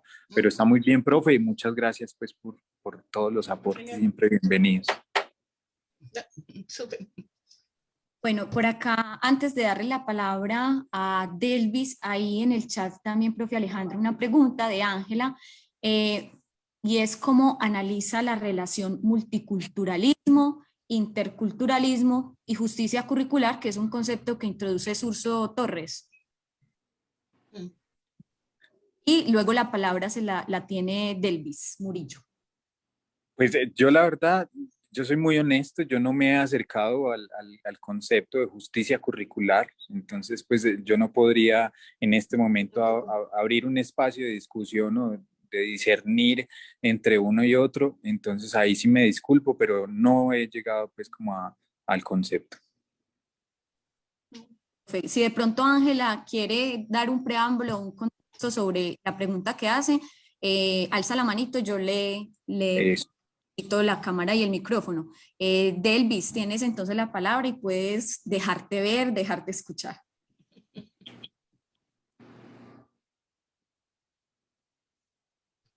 Micrófono. Davis. Aló, ¿me escuchan? Ahí la escuchamos. Feliz y bendecida tarde para todos. Reciban un afectuoso saludo desde Quito, Chocó. Ay, qué rico, desde la Normal Manuel Cañizales. Desde la Normal Superior Manuel Cañizales. Bienvenida. La verdad, pues por problemas de conectividad me llegué un poco retrasada a la ponencia, pero muy interesante. Quisiera solo pues abrir un comentario a manera de que sus aportes nos sigan ayudando a crecer como escuela normal. La Normal Superior se reconoce como una normal no educativa, viene trabajando desde hace mucho tiempo en esa coyuntura que tenemos gracias a la diversidad con la que contamos de población indígena y población afro, y hemos venido desde unas prácticas rurales acercándonos a comunidades con el objetivo de que los maestros formados desde la normal puedan comprender cómo realmente se construye educación desde la diferencia. Hemos trabajado en esa práctica con comunidades indígenas, llegando a afros a adaptarnos a sus costumbres y a sus maneras, sus maneras propias de enseñanza. Al igual que nuestros estudiantes del programa indígena asisten a la práctica rural en comunidades afro. Eso, perfecto. Hemos tenido siempre, digamos, esa necesidad de el reconocimiento de esa enseñanza que nosotros aprendemos y validamos desde las comunidades que no están en el currículo, digamos, institucional. Es un currículo oculto, pero que igual funciona. La manera como se enseña en las comunidades indígenas, los procesos de escritura, de lectura, los procesos de las ciencias sociales, de muchos saberes, son muy diferentes a lo que el Ministerio de Educación marca, al igual que en las comunidades afro. El reconocer, por ejemplo, muchos procesos de enseñanza, sobre todo en el área de las ciencias sociales, las ciencias, la lectura, la literatura, para nosotros es, a veces entramos en contravención. Si aplicar lo normativo, lo que el ministerio exige y nos pide, o si aplicar directamente, estando allá, la educación propia. Hemos ido, digamos, a nuestra manera navegando entre esa multiculturalidad que tenemos en las comunidades y escuchar ahorita que la escuela debe ser un espacio donde la multiculturalidad debe dejarse ver no solamente en cuanto a los rasgos físicos o fenotípicos, sino también en cuanto al trabajo que se hace. A nosotros nos valida, nos da un apoyo, un espaldarazo a saber que vamos trabajando. Estamos en la construcción de un abecedario en estos momentos para aprender tanto indígena como afro, que existe en nuestra institución y que llevamos a las comunidades como una manera de autoaprendizaje, de aprender, de respetarnos, de entendernos. Para nosotros es valioso. Quisiera de verdad tener la oportunidad de seguir ahondando sobre estas temáticas. Los panelistas me dejaron impactadas en la manera como ellos nos piden a los maestros involucrarnos un poco más, llevar esto, digamos, del texto al hecho en la realidad. Y decirles que no quería dejar pasar este espacio sin decirles que me siento muy feliz de reconocer que venimos haciendo, así sean pequeños pininos, pero que venimos trabajando en torno al reconocimiento de todos como unos, respetando igual nuestras diferencias. Mil gracias por este espacio, por permitirme expresarles a ustedes pues digamos, lo importante de abordar estas temáticas para las escuelas normales, sobre todo las del Pacífico colombiano, como la nuestra, que somos tan diversas y tan variadas. Muchas gracias y espero realmente seguir recibiendo este tipo de invitaciones y los panelistas si pueden darnos algunas sugerencias, orientaciones sobre cómo la normal puede continuar en esta ruta, se los agradecería. Gracias infinitas, profesora Delvis. Nosotros somos los honrados y honradas de tenerla a usted en este espacio virtual. Absolutamente. Bueno, ustedes tienen la palabra. Alejandro, no sé. Totalmente. Profe Viviana alzó la manito. Profe Viviana. Viviana, Alejandro y también Ángela, la profe Ángela nos está. Ah, bueno. Entonces, dale, profesor Alejandro, y luego le damos la palabra a Ángela. Ya nos dirá si es profe, estudiante, rectora, qué. Bueno, bien pueda. No, yo creo que lo que dice la profe para mí es un ejemplo, digamos, mucho más cercano a lo que yo hago. Yo lo que hago es un acercamiento teórico en el trabajo que yo estoy haciendo, pero lo que usted hace ya, profe, realmente es un trabajo en la práctica, y es lo que estábamos hablando ahorita con la profesora Araceli, y es realmente, ustedes están viviendo lo que es en un entorno intercultural la multiculturalidad, o sea, permitir también conocer las dinámicas de una educación propia indígena para que los maestros posibiliten mejores procesos de aprendizaje con los estudiantes. Es un ejercicio mucho más válido que lo que nosotros estamos o lo que yo personalmente puedo estar haciendo acá. Entonces yo la felicito, más me gustaría más bien encontrarme con esa experiencia que ustedes tienen para fortalecer también lo que nosotros posiblemente podemos hacer en la ciudad y lo que podemos hacer con los trabajos de investigación que nosotros estamos haciendo. Yo creo que a veces percibimos al otro que está enfrente, que de pronto tiene una apropiación de un discurso como a alguien que es experto en el asunto, pero finalmente los que son expertos son los maestros que se enfrentan todo el tiempo a la realidad multicultural, a esas realidades tan diversas, mucho más diversas y más complejas de manejar, aunque yo no puedo decir que en las ciudades no, o aquí no, pero efectivamente yo creo que es un ejercicio supremamente válido y usted tiene mucho más apropiación en la práctica y en el discurso, que tal vez lo que yo le pueda aportar, pero siempre con mucho gusto lo que yo pueda hacer también. Laura, yo solo quiero decir una cosa. Mire, maestra Delvis, si yo tuviera 20 años menos, no digo 30, 20 nomás, unos 60 años, yo me voy mañana para allá a hacer etnografía con usted, punto. Sería espectacular, porque usted está haciendo exactamente en un mundo que yo no conozco, algo que yo hice en el mundo que yo conozco. Entonces sería maravilloso poder yo tener mis registros para poder conversar en profundidad de esa maravilla que está haciendo. Felicitaciones, es genial lo que está haciendo.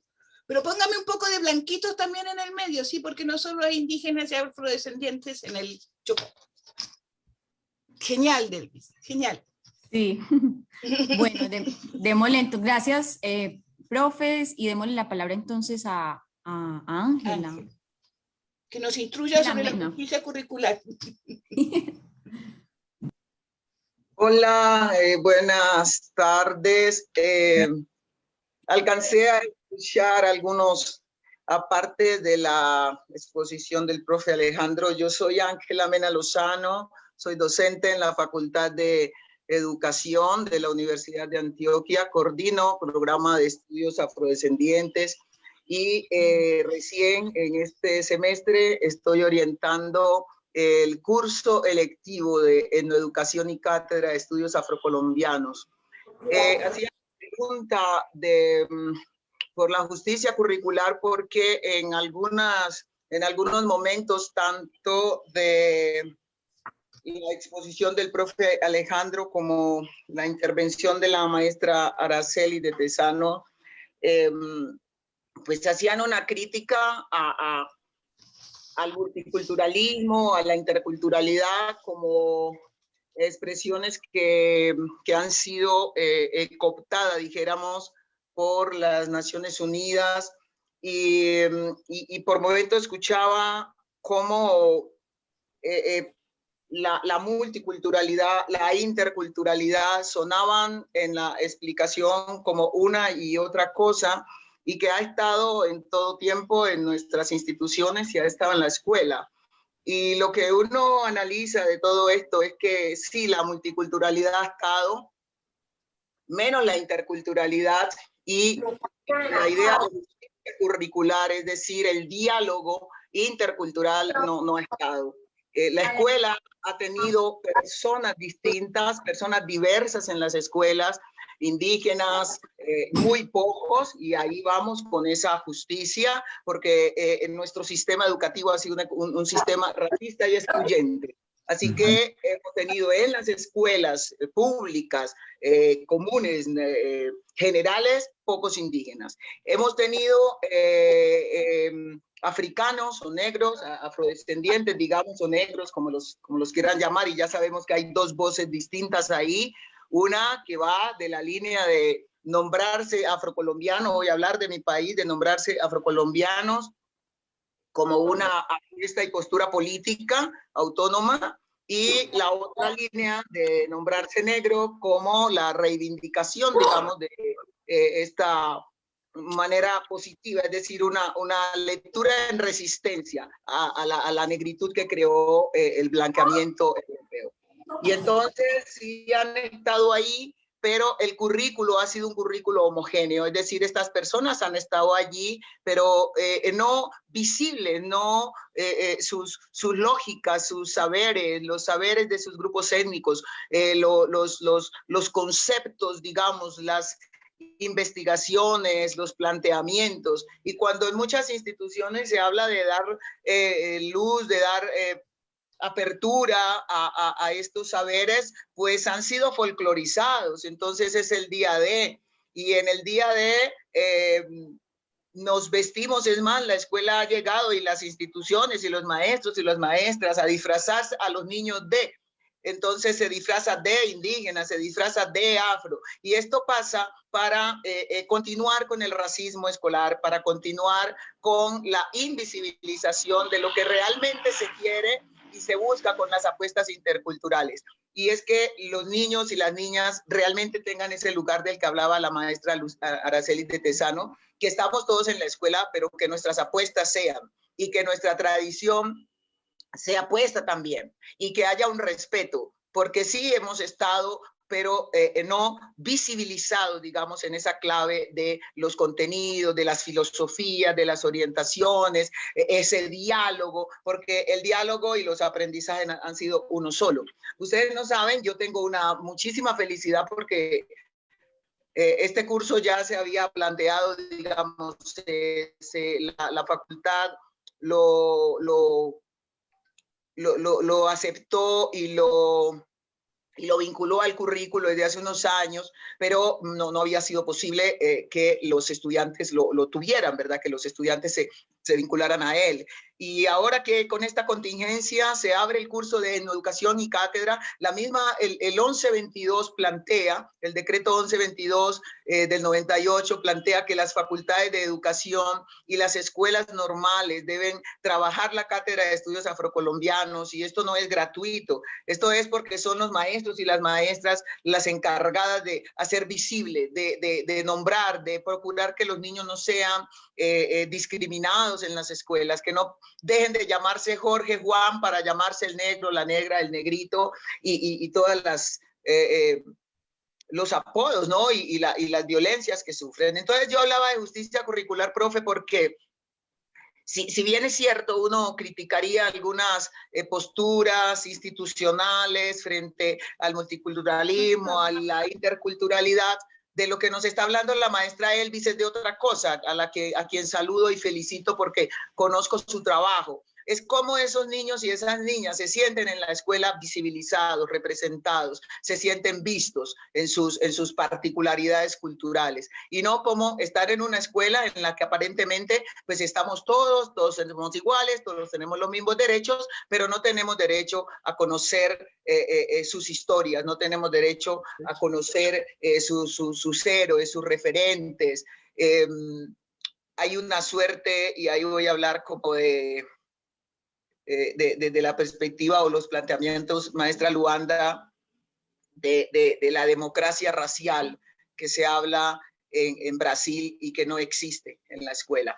Entonces, yo digo que de lo que se trata precisamente de eso, de formar a nuestros maestros, nuestras maestras, ojalá a todos los profesionales en esa diversidad cultural que también es política, asumir, digamos, un poco en esa perspectiva freiriana, la pedagogía como una apuesta y una práctica política para poder visibilizar y poder generar esta justicia curricular en donde el derecho a saberse partícipe, a saberse perteneciente a una escuela tenga lugar. Y no que estás en la escuela, pero realmente aprendiendo mucho lo de otro.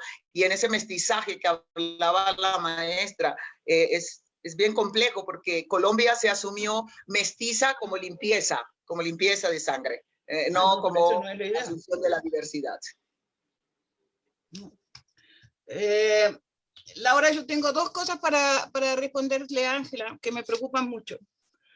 Yo creo que hay un tema importante que tiene que ver con lo que se enseña en la escuela, sin duda, pero creo que, y vuelvo a insistir, por mi transhumancia,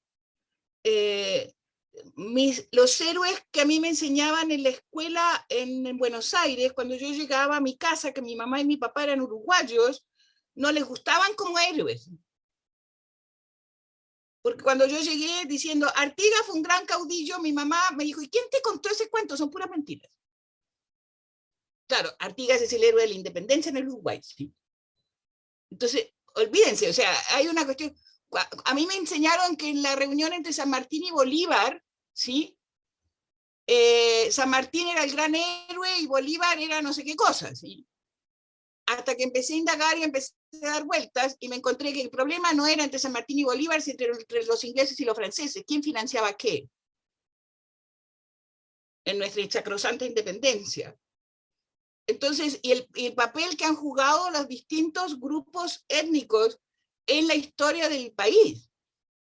Entonces, hay una cantidad de cosas que el problema fundamental es quién escribe la historia y cómo escribe la historia.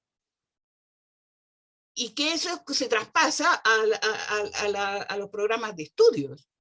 Y cuánto los maestros saben de esa historia que nunca les contaron. Porque les puedo garantizar que no, en las escuelas normalmente no se habla de lo que estoy hablando. Y sería bueno que leyeran un libro maravilloso de Jorge Abelardo Ramos, que se llama Historia de la Gran Nación Latinoamericana, ¿sí? Porque es entender cómo realmente se hizo la independencia y quiénes jugaron en esa independencia. Entonces, yo creo que hay varios asuntos que son bien complejos. Y el mestizaje, del cual yo hablo, y en eso les recomiendo un artículo de Silvia Rivera Cusicanqui, ¿sí? Es un tema no menor, porque en realidad somos mestizos. O sea, nos guste o no. En Chile, por ejemplo, está todo el mundo ofendido, porque en el año 1940 un señor agarró, hizo muestras de sangre y demostró, ¿sí?, que todos los chilenos tienen 45% de sangre mapuche, ¿sí? No les gustó. Hace 2 o 3 años hicieron un estudio similar con otras técnicas.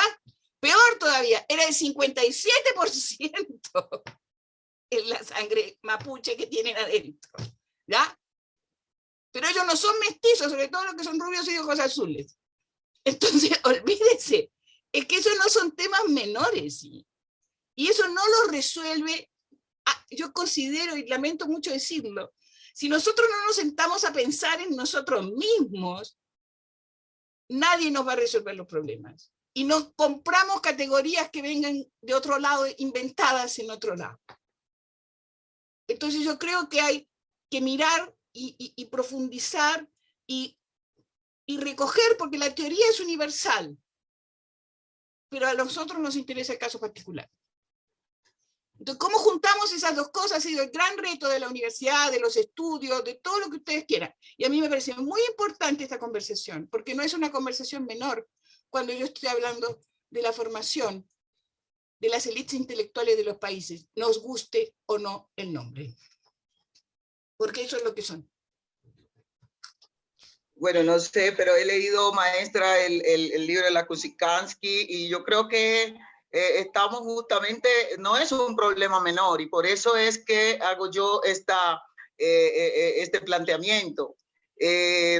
Podemos haber estado todos en el mismo espacio, pero lo que no podemos negar es que ha sido precisamente la mirada blanqueada del mestizaje, que ha sido precisamente el conocimiento homogenizante, el que ha estado a nivel de lo que se enseña en las escuelas. Usted misma lo está diciendo, la historia que nos han contado, y depende de quién la cuente, no nos ha contado, al menos en nuestro país, esa presencia afro, esa presencia indígena, por ejemplo, en las gestas libertarias. Y eso hace, y usted sabe que las representaciones son muy importantes para lo que finalmente las personas construyan a propósito del sí mismo y de los otros. Y la educación homogenizante que hemos vivido, a pesar de la diferencia de los seres humanos en las aulas de clase, es a lo que yo me estoy refiriendo cuando me ubico con Sor con Torres, pero también me ubico con Nilma Gómez de Brasil, cuando me ubico incluso con Manuel Zapata Lodiella, un gran trashumante a propósito de qué es lo que se nos enseña en las universidades, y en las universidades esa historia y esa presencia africana, afrodescendiente, afrodiaspórica en la construcción del país no se ha enseñado. Y es desde ahí, desde más que desde lo que pudiesen estar diciendo desde afuera es de lo que los movimientos sociales afrodescendientes e indígenas han logrado y están reclamando para ir a la escuela, y es lo que la profesora Delvis ahorita nos mostraba de cómo han empezado a hacer esta apropiación para lograr, digamos, esas presencias, que esas presencias de esos niños, de esas niñas, de esos maestros, no solo los blanquitos, usted le decía, y mire que ahí esa es una expresión tremenda, ya porque la dijo de blanquitos, pero si la dice de negritos, yo me preocupo un poco, ¿no? Porque también la manera como infantilizando a los niños y a las niñas se les conoce, ¿no? O sea, el negrito de allá, que no fulano de tal. Y esta es una de las marcas racistas más importantes que incluso las maestras y los maestros cometen en las escuelas. O sea, usted ha dicho que este no es un tema menor y estamos absolutamente de acuerdo. Es un tema mayor. Y es un tema mayor cuando entra a la formación de los maestros y maestras, porque nosotros somos referentes. Y es un tema mayor cuando la 1874, por ejemplo, en nuestro país, vuelve en 2017 a entrar la historia, la enseñanza de la historia en el currículo, porque se había dejado de lado. Pero ¿qué historia se cuenta? Vamos a tomar esta expresión de la cultura Igbo. Hasta que los leones construyan y escriban la historia seguirá valorando al cazador, que no al león cazado. Entonces es un poco esa línea la que yo estoy acá planteando, y por eso estoy diciendo que es importante leer la interculturalidad, pero en clave también de justicia curricular, es decir, de cómo entran estos conocimientos que han estado fuera de las aulas, de las universidades, al canon, ¿no?, del currículo, para que realmente potenciemos un poco lo que estaba diciendo el profe Alejandro. Yo estoy haciendo unas investigaciones, yo estoy teorizando a propósito, pero maestra, usted está haciendo, y lo que necesitamos es, como va a plantear Paulo Freire, y lo va a plantear también Bell Hooks, entrar a transgredir los currículos homogenizantes y eurocentrados. Es un poco mi intervención a propósito, pues por supuesto valorando la exposición del profesor, valorando todas las intervenciones, porque lo que nos permiten es ir sumando elementos para nuestras reflexiones y generar transformaciones reales en las aulas de clase y en las escuelas, por supuesto. Gracias, profe Ángela. Quiero hablar una sola cosa más.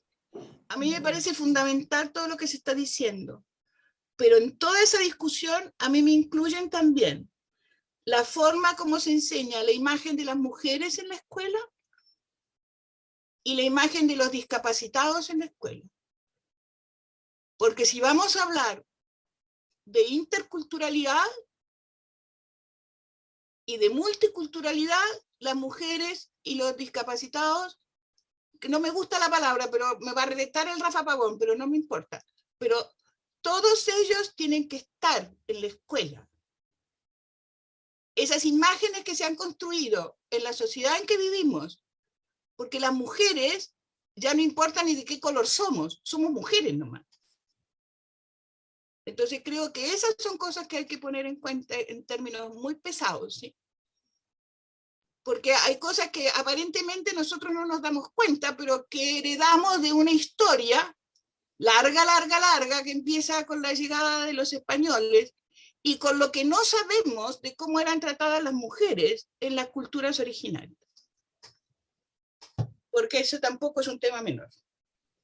Y no es menor, maestra Araceli, cuando esa mujer era negra, y cuando esa mujer es negra, es pobre y no reúne los... ¿Y usted cree que es distinto que cuando esa mujer es blanca, es pobre y muerta de hambre? No, señora, son todas iguales. Digo, no es un tema menor pensar, por ejemplo, la interseccionalidad, porque no es el mismo trato, el why not. ¿Acaso yo no soy una mujer? Va a ser la pregunta de Sojourner Truth, cuando las mujeres empiezan a reclamar las primeras voces del feminismo, las primeras voces en que las mujeres reclamaban trabajo y trato digno, y esas mujeres europeas, va a decir Sojourner Truth, una de las libertarias norteamericanas, pero ¿acaso yo no soy una mujer? Porque a mí no me abren la puerta. Yo he trabajado desde chiquita. Es decir, estoy totalmente de acuerdo con usted cuando dice que se amplíe ese panorama de la diversidad, y acá lo hemos hecho. Yo acá en la universidad participo del colectivo de diálogo de saberes, en donde hicimos una investigación el año pasado, la terminamos 2020, que busca introducir en los currículos, en la cultura universitaria, no solo la episteme afro, sino también la episteme indígena, las formas de ser y de pensar desde las discapacidades, las formas de ser y de pensar desde la diversidad sexual. Pero una cosa que es peligrosa también a veces es que cuando se habla de prestar atención al racismo afro o a indígena, cuando se trata de prestar atención en la sociedad y en la educación a la diversidad afroindígena, surge entonces, hagamos también de las mujeres y hablemos también de la diversidad de las personas en discapacidad, y terminamos en una homogenización de nuevo que hace que se pierda el espíritu, en el caso, por ejemplo,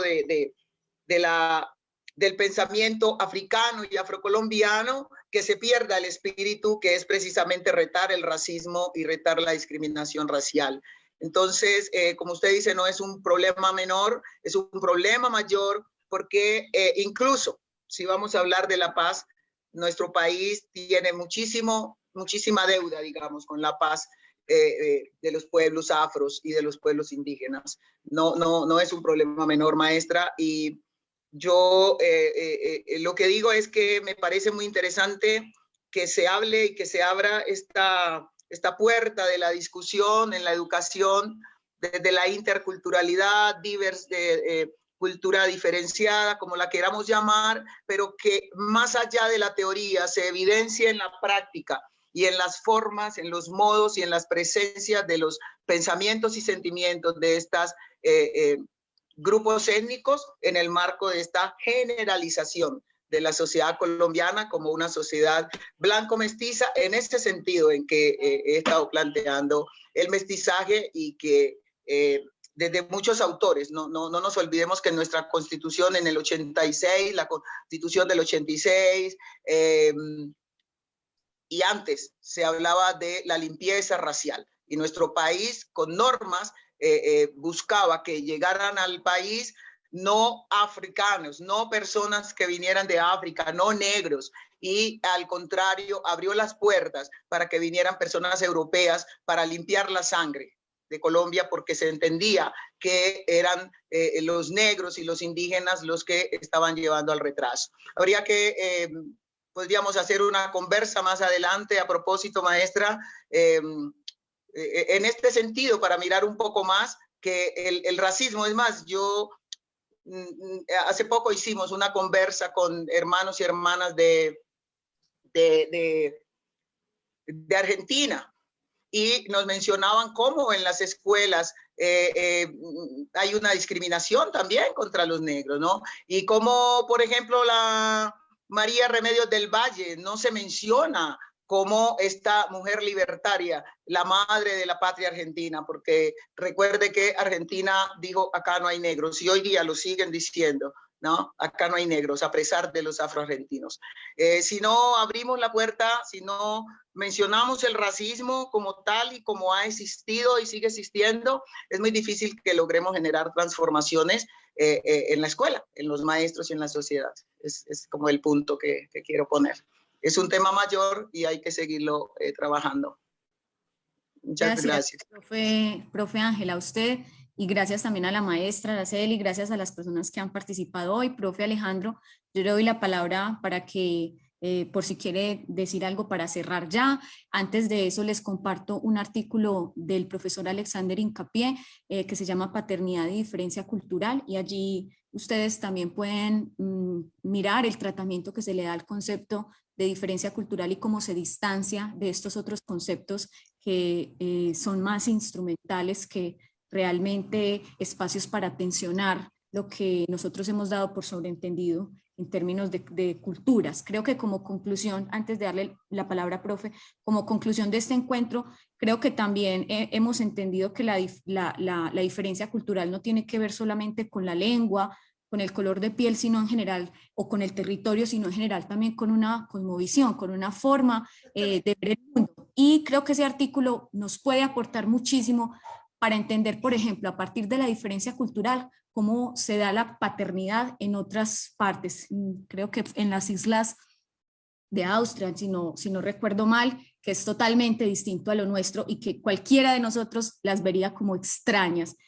Y por favor, quienes nos acompañaron hoy, que nos ayuden, nos apoyen con una valoración de estas cátedras pedagógicas para evaluar y nosotros sopesar qué tan importantes son para ustedes, si vale la pena sostenerlas en el 2022 o no. Entonces, por favor, en el chat les dejé un link para que por favor valoren esta propuesta de cátedras pedagógicas que se creó y se pensó especialmente para las escuelas normales, pero que se trata de un espacio de discusión totalmente abierto. Muestra de ello es aquí la Universidad de Antioquia, la Universidad Luis Amigó y muchas otras universidades que nos han acompañado a lo largo de este año. Entonces, profe Alejandro, muchas gracias por acompañarnos y le doy pues la palabra para unas palabras de cierre. No, yo creo que el cierre ya de por sí, la conversación ya es un cierre muy importante, pero más que un cierre es una invitación a continuar precisamente esas conversaciones tan importantes. Yo agradezco profundamente la participación pues de todos. Finalmente agradezco también la participación de la profesora Ángela, que la conocía por alguna participación que tuve en un club de literatura que ella tiene y dirige. Y efectivamente, pues el concepto de justicia curricular ya me quedó claro y es completamente pertinente. En el caso de las aulas de nuestros colegios en Colombia, sí ha sido efectivamente apartado toda la historia y todo el aporte que han hecho, no, digamos que no únicamente al ejercicio de la independencia, como llamamos, ¿cierto?, de las poblaciones indígenas, sino en general la manera como hemos relegado todos los conocimientos y saberes propios que hacen parte también de nuestra identidad cultural. Es un ejercicio que tenemos que empezar a hacer con más fuerza y en ese sentido pues también como acercarnos más a toda la cátedra que la profesora Ángela imparte para que precisamente esa cátedra de estudios afrocolombianos, por ejemplo, no sea solo una cátedra que yo como directivo sé que en muchos colegios de la ciudad de Medellín se imparte inclusive como proyecto y no como un ejercicio propio de realmente reivindicar y conocer todo el aporte que la población afrocolombiana ha hecho en nuestra historia. Agradecer profundamente a las dos universidades y por permitirme el encuentro y la participación, y la invitación es a continuar precisamente pues como con estas conversaciones que nutren el trabajo mío y finalmente pues la conversación de todo el ejercicio pues de las cátedras. Muchas gracias, Laura. Gracias a usted, profe, gracias a todas las personas que participaron, que han valorado las cátedras, a los comentarios que nos hacen en el chat, a las escuelas normales superiores que a pesar de la época en que estamos, pues hicieron el esfuerzo de acompañarnos, y a la maestra Araceli, pues infinitas gracias por siempre hacer parte de este espacio y por valorarlo. Creo que su presencia virtual aquí ha sido fundamental. Entonces, bueno, les deseo una feliz tarde a todos y a todas y mil gracias de nuevo. No olviden, por favor, ingresar al enlace que les compartí en el chat para que nos aporten con su valoración de estas cátedras.